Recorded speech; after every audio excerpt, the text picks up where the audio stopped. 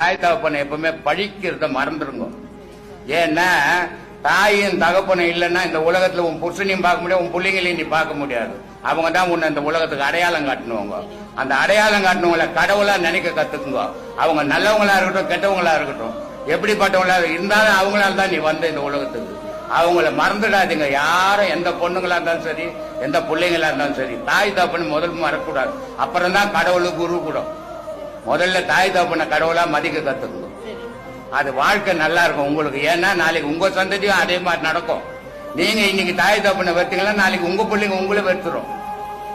அதுக்கு வழிகாட்டிடாதீங்க. நீங்க நீ செத்த பிறகு 1000 செய்தது புண்ணியமே கிடையாது. அதனாலதான் நான் அடிக்கடி சொல்றது, தாய் தகப்பன் வயசானவங்க இருக்கிறாங்கன்னா அவங்க வாழும் போது அவங்களுக்கு என்ன தேவையோ அதை செய்யுங்க.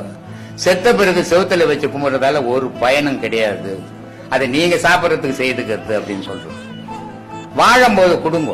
அவங்க என்ன விரும்புறாங்க முடிஞ்சதை வாங்கி கொடுங்க. அது உங்களுக்கு புண்ணியம்.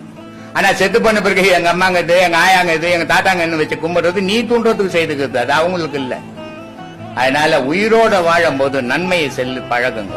இந்த உடல் சாத்தியம் இல்லாத உடல், அழிய போற உடல். இந்த அழிய போற உடலுக்குள்ளதான் அழியா இறைவன் இருக்கிறான்.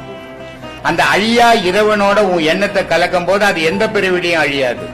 ஆனா இந்த உடல்ல கலக்கும் போது அழிஞ்சு போயிடும். அதனால உடல் ஆசையை மறங்க, உயிர் ஆசையை நினைங்க.